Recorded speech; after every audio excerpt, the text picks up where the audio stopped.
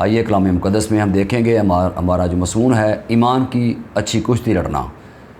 हम कलाम मुक़द्दस में पहले हवाले को तलावत करेंगे। पहला तीमुथियुस उसका 6 बाब उसकी 12 आयत में यूँ लिखा है, ईमान की अच्छी कुश्ती लड़ और उस हमेशा की ज़िंदगी पर कब्ज़ा कर ले जिसके लिए तू बुलाया गया है।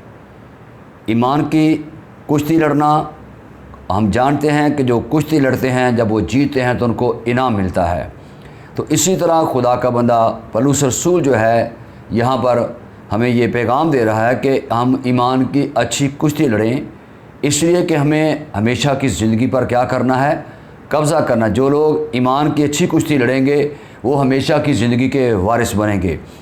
दूसरा तीमुथियुस उसका 4 बाब उसकी 7 आयत के अंदर हम देखते हैं खुदा का बंदा पौलुस रसूल हमें यूँ कहता है 4 बाब की 7 आयत में, मैं अच्छी कुश्ती लड़ चुका, मैंने दौड़ को ख़त्म कर लिया, मैंने ईमान को महफूज रखा, आइंदा के लिए मेरे वास्ते रास्तबाजी का वो ताज रखा हुआ है जो आदिल मुनसिफ यानी खुदावंद मुझे उस दिन देगा, और सिर्फ मुझे ही नहीं बल्कि उन सब को भी जो उसके ज़हूर के आरज़ूमंद हैं।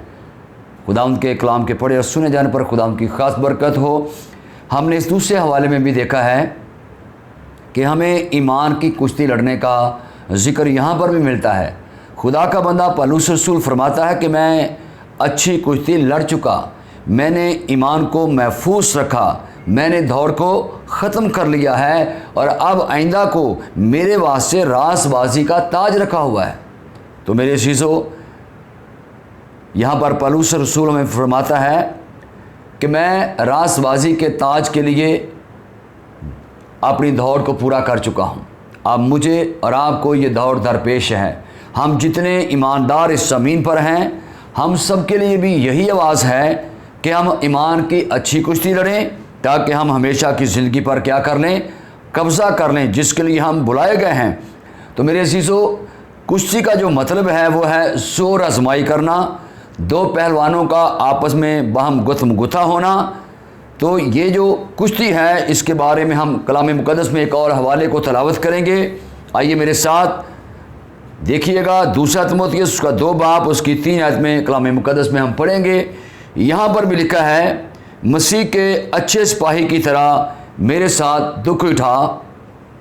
कोई सिपाही जब लड़ाई को जाता है तो अपने आप को दुनिया के मामलों में नहीं फंसाता ताकि अपने भर्ती करने वाले को खुश करे। दंगल में मुकाबला करने वाला भी अगर उसने बाकायदा मुकाबला ना किया हो तो सेरा नहीं पाता। जो किसान मेहनत करता है पैदावार का पहला हिस्सा उसे मिलना चाहिए। सो खुदावंद के कलाम के पढ़े और सुने जाने पर खुदावंद की ख़ास बरकत हो। मेरे शीशो, यहाँ पर भी हमने दूसरा तीमुथियुस 2 बाब में पढ़ा है 3 से 4 आयत के अंदर कि मसीह के अच्छे सिपाही की तरह मेरे साथ दुख उठा। कोई सिपाही जब लड़ाई को जाता है तो अपने आप को दुनिया के मामलों में नहीं फंसाता ताकि अपने भर्ती करने वाले को खुश करे। दंगल में मुकाबला करने वाला भी अगर उसने बाकायदा मुकाबला ना किया हो तो वो सेरा नहीं पाता। सो मेरे शीशो, यहाँ पर खुदा का बंदा पौलुस रसूल जो है तीमुथियुस को जो ख़त लिखा उसने इसमें हदायत की गई है कि हमें मसीह के अच्छे सिपाही की तरह क्या करना है, काम करना है। वो कहता है मसीह के अच्छे सिपाही की तरह मेरे साथ क्या कर, दुख उठा। और हम पतरस के ख़त में पढ़ते हैं कि अगर हम दुख उठाएंगे तो फिर उसके साथ बादशाही भी करेंगे। तो मेरे चीज़ों, यहाँ पर खुदा का बंदा कहता है कोई सिपाही जब लड़ाई को जाता है तो अपने आप को दुनिया के मामलों में नहीं फंसाता ताकि अपने भर्ती करने वाले को खुश करे।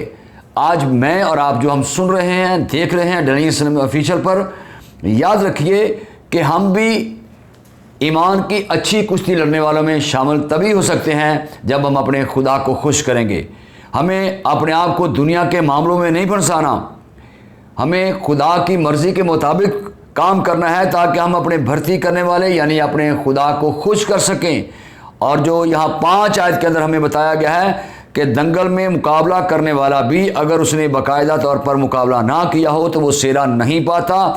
इन दोनों तमसीलों से हमने इस बात को सीखा है कि हमें क्या करना है, हमें खुदा की ताबेदारी में चलना है। और उसी तरह जैसे एक पहलवान दंगल में जाने के लिए क्या करता है, वो बाकायदा तौर पर अपनी वर्जिश को जारी रखता है, स्ट्रगल को जारी रखता है और अपने आप को दुनिया के हर तरह के मामलात से वो अलग रखता है, परहेजगारी करता है। इसी तरह मेरे चीज़ों, हमें भी अपनी ज़िंदगी पर गौर करना है कि अगर हमने खुदा को खुश करना है तो तभी हमें ये जो ताज है रास्तबाजी का मिल सकता है। हमें ये हमेशा की ज़िंदगी तभी मिल सकती है जब हम गालिब आएंगे दुनिया पर, क्योंकि एक ईमानदार की ज़िंदगी भी इसी तरह की है कि उसे हर रोज़ दंगल में जाना पड़ता है। उसे अपने दुश्मन इब्लीस को शिकस्त देने के लिए अपनी ख्वाहिशात पर गालिब आना होता है। इसलिए मेरे चीज़ों, अगर दुनियावी ख्वाहिशात हमारे ऊपर गालिब रहीं तो फिर हम हमेशा की ज़िंदगी को नहीं पा सकते। इसलिए मेरे चीज़ों, हमें दुनिया की हर एक ख्वाहिश पर गालिब आना है और अपनी ख्वाहिशात पर गलबा पाकर हमें खुदा की बादशाही में जाने के लिए अपने आप को हमेशा तैयार रखना है। खुदा का बंदा पौलुस रसूल में फरमाता है, जब हम पहला कुरिन्थियों उसका 9 बाब उसकी 24 आयत में पढ़ते हैं तो यहाँ पर लिखा है, बल्कि मैं अपने बदन को मारता, कूटता और उसे काबू में रखता हूँ। लिखा है कि ऐसा ना हो कि मैं औरों में मुनादी करके आप नामकबूल ठहरूं। तो मेरी चीज़ों, जैसा यहाँ पर पौलुस रसूल ने हमें कुरिन्थ की कलीसिया के अंदर मैसेज दिया है, बल्कि मैं अपने बदन को मारता, कूटता और उसे क्या करता हूँ, काबू में रखता हूँ, ऐसा ना हो कि औरों में मुनादी करके आप नामकबूल ठहरूं।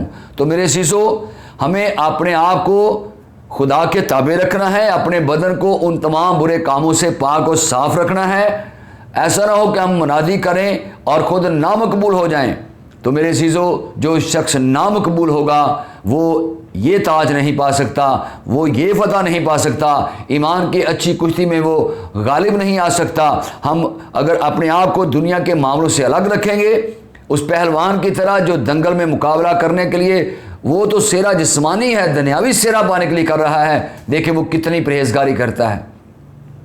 वो सुबह सवेरे उठकर वर्जिश करता है, दौड़ भाग करता है ताकि अपने सांस को पक्का कर सके और फिर वो उस मुकाबले में कामयाब हो सके। तो जब एक दुनिया का सेरा पाने वाला शख्स इस कदर स्ट्रगल करता है, मेहनत करता है, परहेजगारी करता है, तो एक ईमानदार को बहुत ज़्यादा ज़रूरत है कि वो परहेजगारी के साथ ज़िंदगी बसर करे। और ये रूह के फलों के अंदर भी हमें मिलता है। जब 9 फलों का हम जिक्र करते हैं तो वहाँ पर एक परहेजगारी का भी हमें फल नज़र आता है। तो हमारी ज़िंदगियों के अंदर इसका होना बहुत ज़रूरी है, क्योंकि मेरे चीज़ों, अगर हम गालिब नहीं आएंगे तो फिर हम हमेशा की ज़िंदगी का ताज भी नहीं पा सकते। पहला कुरिन्थियों उसका 6 बाब उसकी 19 से 20 आयत को अगर हम पढ़ते हैं तो हमें यहाँ पर भी मिलता है, खुदा का रूह हमें फरमाता है, खुदा का कलाम हमें सिखा रहा है, क्या तुम नहीं जानते कि तुम्हारे बदन रूह कुदस का मकदस हैं और रूह कुदस तुम में बसा हुआ है। हमारे बदन क्या है? ये हमारा जो बदन है ये रूह कुदस का मकदस है और खुदा का रूह जो है वो हमें बसा हुआ है। और फिर लिखा है, ये तुमको खुदा की तरफ से मिला है और तुम अपने नहीं बल्कि कीमत से खरीदे गए हो, बस अपने बदनों से खुदा का जलाल जाहिर करो। तो मेरे शीशों, आज इस दुनिया में रहते हुए हम सबको देखना है कि ये जो हमारा बदन है ये हमारा अपना नहीं है, बल्कि ये कीमत से खरीदा गया है और इसकी कीमत हमने अदा नहीं की, बल्कि इसकी कीमत आपके खुदावंद यीशु मसीह ने अपनी जान सलीब पर देकर, अपना खून बहाकर उसने इस बदन को मौत से बचाया है, तारीकी से बचाया है, इब्लीस के कब्जे से छुड़ाया है। इसलिए मेरी चीज़ों, अब खुदा नहीं चाहता कि हम फिर से दुनियावी काम करें, ऐसे काम करें जिनसे इब्लीस खुश होता है। नहीं मेरे चीज़ों, बल्कि हमें वो काम करने हैं जिससे हमारा खुदा खुश हो और खुदा की मर्जी हमारी ज़िंदगियों से पूरी हो। इसलिए खुदा के कलाम में लिखा है कि अब तुम क्या करो, अपने बदनों से किसका जलाल जाहिर करो जी? खुदा का जलाल हमने जाहिर करना है। तो मेरे चीज़ों, हमें हमेशा ऐसे काम करने हैं जिनमें खुदा की मर्जी पूरी हो। अगर हम रूह में कायम रहेंगे, रूहानी होंगे, तो फिर हम अपने दुश्मन पर गालिब आ सकते हैं। इसलिए मेरे चीज़ों, अगर हम कलाम मुक़द्दस में एक और हवाले की तिलावत कर रहे हैं, इफिसियों 6 बाब उसकी 12 आयत के अंदर लिखा है, क्योंकि हमें खून और गोश्त से कुश्ती नहीं करनी, बल्कि हुकूमत वालों, इख्तियार वालों और इस दुनिया की तरीकी के हाकमों और शरारत की रूहानी फ़ौजों से जो आसमानी मुकामों में हैं। हमारा दंगल, हमारा मुकाबला किनके साथ है? बदन के साथ नहीं है, क्योंकि जिसके साथ हमारा मुकाबला है वो भी रूहानी है, वो भी रूह में है, उसका बदन नहीं है। इब्लीस भी रूह के अंदर रहता है, उसका जिस्म हमें नज़र नहीं आता।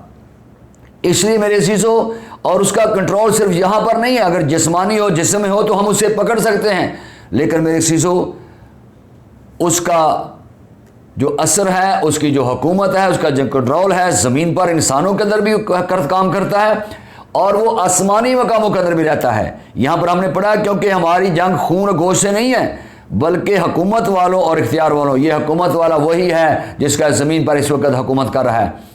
अबलीस जो है उसने अपनी हुकूमत जमाई हुई है, वो तरीक़ी का हाकिम है, शरारत की रूहानी फ़ौजें उसकी हैं। वो सिर्फ ज़मीन पर नहीं बल्कि आसमानी मकामों के अंदर भी काम कर रही हैं। इसलिए मेरे अज़ीज़ों, हमें क्या करना होगा? हमें अपने आप को मजबूत करना है। हालेलुया। उसी तरह जिस तरह मेरे अज़ीज़ों हम देखते हैं कि यकूब की बाबत हम पढ़ते हैं तो पैदाइश 32 बाब उसकी 24 आयत के अंदर लिखा है कि हम यकूब के बारे में देखते हैं कि यकूब जो है वो हमें कुश्ती लड़ता हुआ नजर आता है। तो अगर आप पैदाइश की किताब के अंदर इसको पढ़ेंगे तो आपको यहाँ पर ये मिल जाएगा यकूब की बाबत कि उसने क्या किया। यकूब ने मेरे अज़ीज़ों कुश्ती लड़ी है और इस कुश्ती के अंदर हम देखते हैं जो फरिश्ते के साथ वो कुश्ती लड़ रहा था और उसने उस कुश्ती के अंदर गलबा पाया है, फतह पाई है। और हमें नजर आता है कि यकूब जो है उसकी बाबत यहाँ पर लिखा है, और पो फटते वक्त एक शख्स वहाँ उससे कुश्ती लड़ता रहा। जब उसने देखा कि उस पर गालिब नहीं होता तो उसने उसकी रान को अंदर की तरफ से छू दिया और यकूब की रान की नस उसके साथ कुश्ती लड़ने में चढ़ गई। और हमें कलाम मुक़द्दस मिलता है कि उसने कहा मुझे जाने दे क्योंकि पो फट चली है। यकूब ने कहा जब तक तू मुझे बरकत ना दे मैं तुझे जाने नहीं दूंगा। तो मेरे अज़ीज़ों, हमें इस तरह से स्ट्रगल करनी है, इस तरह से मेहनत करनी है हमेशा की ज़िंदगी पर कब्जा करने के लिए। हमें ये कुश्ती लड़नी है और ये कुश्ती हम उसी तरह लड़ें जिस तरह हम यकूब को देखते हैं कि वो सारी रात खुदा के फरिश्ते के साथ कुश्ती लड़ता रहा। और मेरे अज़ीज़ों, कलाम में लिखा कि वो गालिब आया। फरिश्ता उससे कह रहा मुझे जाने दे, पो फट चली है, दिन निकलने वाला है। उसने एक ही बात उससे कही कि मैं उस वक्त तक तुझे जाने नहीं दूंगा जब तक तू मुझे बरकत नहीं दे देता। तो मेरे चीज़ों, हम यहाँ पर देखते हैं कि जब उसे बरकत मिल गई है तो उसने क्या किया है, उसने तब उसे जाने दिया है। तो आज हमें भी खुदा के हुज़ूर उतनी देर तक बैठना है, उतनी देर तक उठना नहीं है जब तक वो हमें बरकत नहीं दे देता। तो आज ईमान की हमें अच्छी कुश्ती लड़नी है। जिस तरह पौलुस को हम देखते हैं कि उसने बहुत सारे दुख उठाए, उसे एक कम 40 कोड़े 5 मरतबा लगे हैं।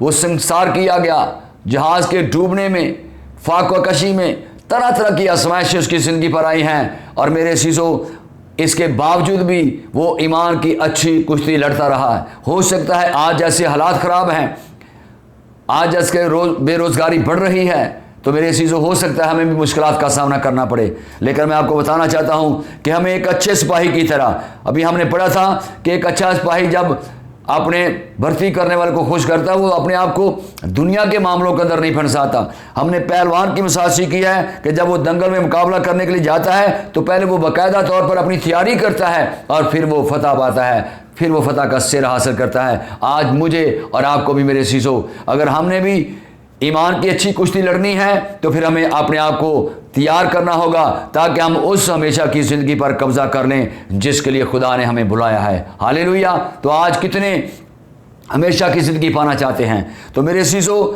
हमें ईमान की अच्छी कुश्ती लड़नी होगी ताकि हम भी उस दौड़ को जीत सकें और पौलुस की तरह उस इनाम को हासिल कर सकें जिसका खुदा का बंदा कहता है कि मैं ईमान की अच्छी कुश्ती लड़ चुका, मैंने दौड़ को ख़त्म कर लिया है, मैंने ईमान को महफूज रखा है और अब मेरे वास्ते रास्तबाजी का वो ताज है जो मुझे खुदावंद अनायत करेगा। और फिर खुदा का बंदा ये भी बताता है कि वो सिर्फ मेरे लिए नहीं है बल्कि उन तमाम मुकस्सिरीन के लिए हैं जो इस ज़मीन पर आज दौड़ में दौड़ रहे हैं। ये दौड़ हम सबको दरपेश है। हमने ईमान की दौड़ कर अच्छे काम करने हैं ताकि हमें मेरे अज़ीज़ों ये ज़िंदगी का ताज जो है ये मिल सके, ये रास्तबाजी का जो ताज है जो यीशु आपके लिए तैयार कर रहे हैं। और जब हम इस दुनिया पर गालिब आएंगे यीशु मसीह के आमद सानी पर, तो मेरे अज़ीज़ों उस रोज़ वो ताज आपको पहनाए जाएंगे। आप में से कितने हैं जो इस ताज को लेना चाहते हैं? हालेलुया। तो आइए अपने आप को तैयार कर लीजिए। आपका यीशु आपके लिए ताज लेकर आने वाला है। बहुत जल्द यीशु की आमद सानी होने वाली है। वो वापस आएंगे और आपको वो ताज पहनाकर वेलकम करेंगे और उस रोज़ आपको अपने साथ इसराइल के 12 तख्त पर बिठाएंगे ताकि आप इसराइल के 12 कबीलों का इंसाफ करने वालों में शामिल हो सकें। खुदावंद इस कलाम के वसीला से आप तमाम देखने और सुनने वालों को बरकत बख्शे। आमीन। God bless you.